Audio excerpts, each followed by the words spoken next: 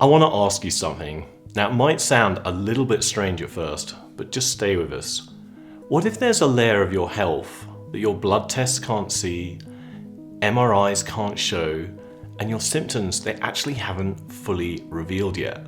And what if that layer is already shaping how you feel, how you think, and how much energy you have? Now, this layer is not a metaphor, it's an actual part of how your body functions, yet medicine doesn't even look at it. Most people have actually never heard it described. However, once you're aware of it, a lot of things that never made any sense before suddenly will. I'm Massey, the founder of Energy for Life, and what I'm about to describe is the strangest part of what we do, and yet in my experience, it's also the most powerful. Now, I'll be honest, it took me a long time to figure out how to explain this clearly.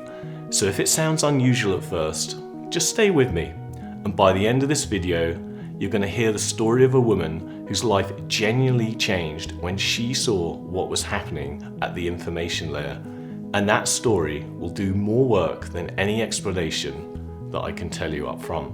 Most people think of the body as a chemical machine, hormones, nutrients, neurotransmitters, all flowing around, just getting on with their jobs. Now, when something goes wrong, you measure that chemistry and you adjust. That model works for a lot of things, but it has a real limit. The body coordinates around 60 trillion cells every single second. Every immune response, every digestive process, every muscle contraction has to be timed and coordinated across systems that are physically far apart. And chemistry is just too slow to do that on its own. In other words, there has to be another layer of how communication happens in the body, a layer that is far above chemistry that ends up organizing it. Now, that layer is information. It's the body's own energetic control system, a network of signals running above the chemistry, where every cell, every tissue, every organ has a kind of signal signature. And when those signatures are clear and in sync, the system runs really well. But when they drift out of sync, everything downstream gets unorganized. Think of an orchestra. Now, when every instrument is in tune, the music comes across really clear. However, if one instrument starts drifting or is out of tune, the whole piece just distorts, even if every instrument is still technically playing. Now, medicine, it already uses the same physics. An MRI maps the body by reading precise resonant signals inside it. An EKG reads the electrical signals of the heart. An EEG, it reads the magnetic fields of the brain. One newer technique, electric field molecular fingerprinting, it fires laser pulses into a blood sample and the molecules respond. They emit signal patterns, and doctors use those patterns to detect certain cancers at their earlier stages. Did you catch that? Molecules emit actual signals, and those patterns reveal whether the tissue is healthy or not. Now, resonant signals, they're already central to modern diagnostics. That's because your whole body is producing them constantly, and the quality of those signals tells us what's working and what needs support. Now, here's where it gets useful for you right away. Your voice carries these signal signatures.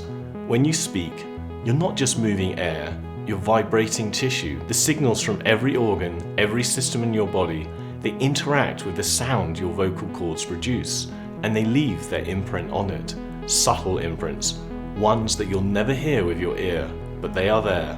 The voice is a carrier wave, a signal that's shaped by the body that makes it. Now, Peter Fraser, a professor at the University of Melbourne who founded the first acupuncture college in Australia, he spent more than 20 years mapping out those biosignatures, i.e. the pattern that corresponds to a healthy liver, the pattern that corresponds to a nervous system or a kidney, and he ended up comparing those resonant signatures against his clinical findings and building a reference map of what the body's control system looks like when it's functioning well. That work is the foundation of what we now call the resonant voice scan. And when you record your voice for the scan, the system checks it against hundreds of those reference signatures. Where the signature is present and clear, that system is balanced. Where it's diminished or absent, the system is asking for support. And the most consistently absent signatures across the whole scan become your weekly priorities. Not what's diseased, not what your blood test will show you next year, but what is most asking for support this week in your body's control system. Now, I want to be clear about what this is and what it isn't. It isn't a medical diagnosis. It doesn't replace your doctor. However, it is a tool for seeing where the body's control system is most distorted.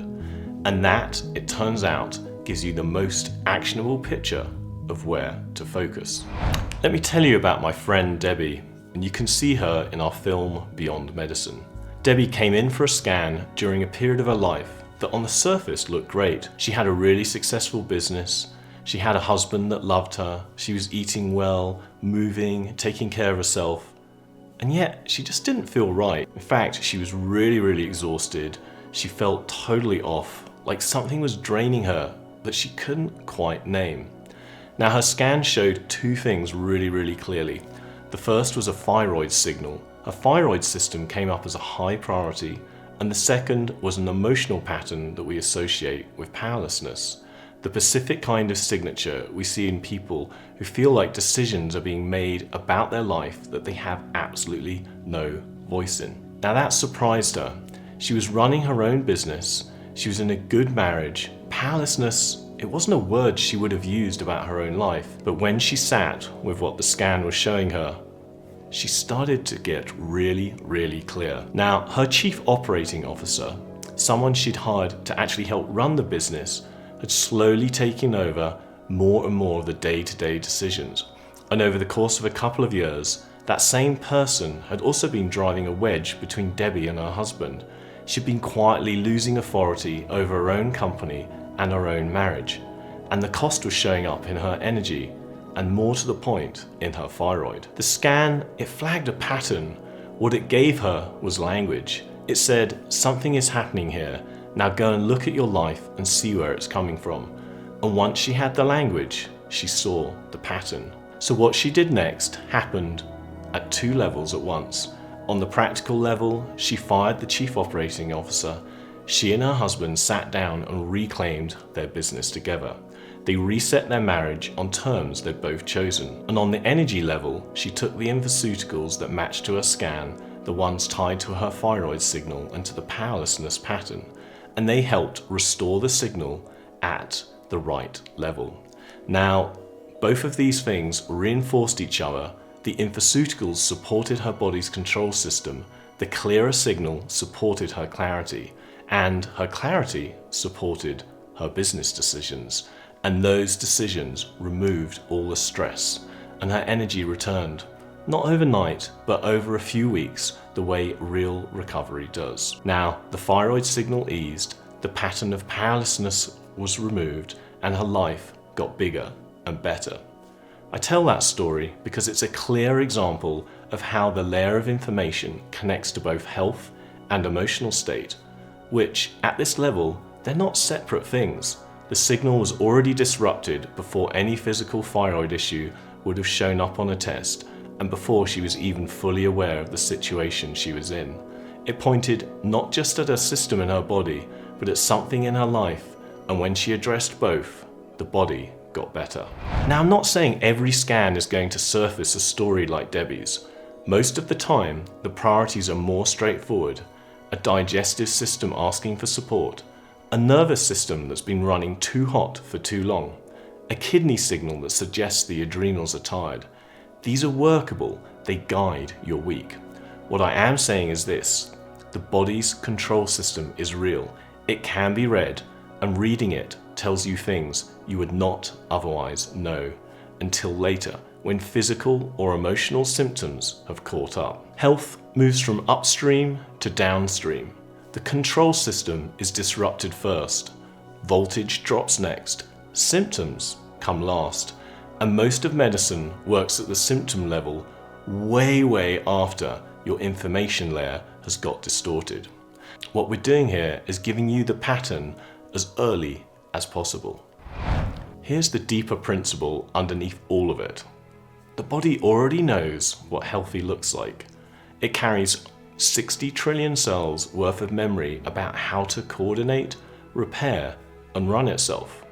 What it loses under stress, time, and damage is the clear signal of that memory.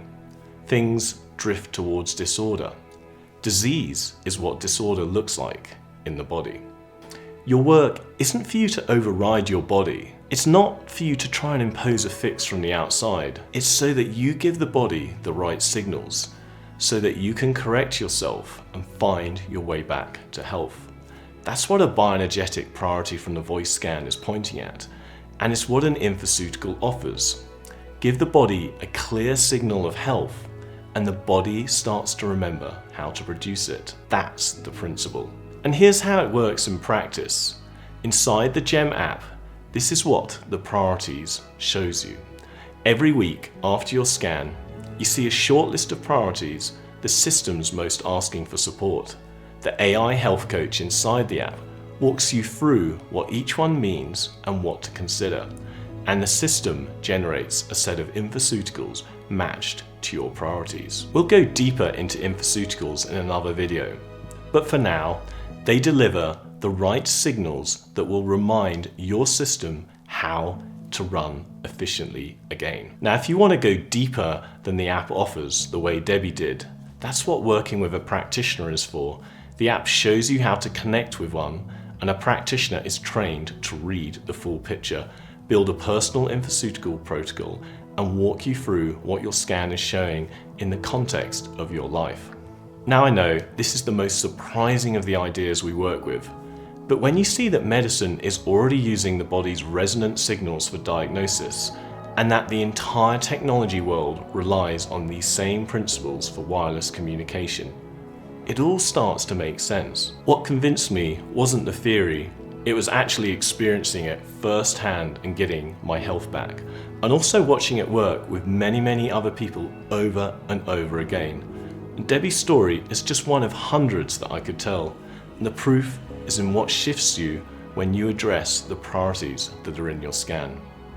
Now, in the next video, I'll tell you my own story, how I went from bedridden for 7 years to building everything you're seeing here, and why every piece of it exists for a reason that came directly out of that recovery. I'll see you there.